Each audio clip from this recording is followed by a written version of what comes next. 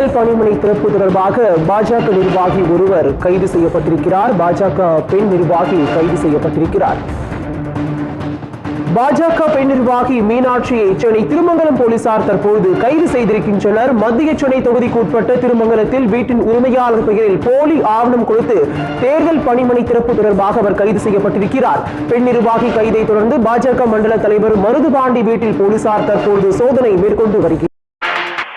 சென்னை வில்லிவாக்கத்தில் தேர்தல் ஆணையத்தில் போலி ஆவணம் சமர்ப்பித்து தேர்தல் பணிமனை திறந்த பாஜக பெண் நிர்வாகி மீனாட்சி அம்மாள் கடந்த 2 தினங்களுக்கு முன்பு கைது செய்யப்பட்டார். அதனைத் தொடர்ந்து வில்லிவாக்கத்தில் உள்ள பாஜக மண்டல தலைவர் மருதுபாண்டி வீட்டில் சோதனை நடைபெற்று வருகிறது.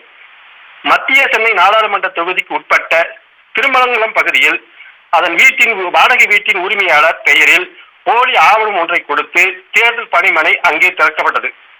அந்த விவகாரத்துல பெண் பாஜக நிர்வாகி மீனாட்சி என்பவரை திருமங்கலம் போலீசார் கைது செய்தனர்.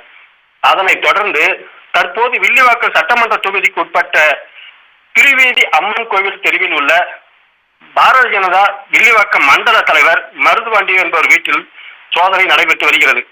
அதனை திருமங்கலம் குற்றப்பிரிவு ஆய்வாளர், வில்லிவாக்கம் காவல்துறையினர் மற்றும் உட்பட ஒரு ஏராளமான போலீஸ்காரர்கள் அந்த வீட்டில் சோதனை செய்து வருகிறார்கள். காலை 6 மணி முதல் அந்த சோதனை தற்போது வரை நீடித்து வருகிறது.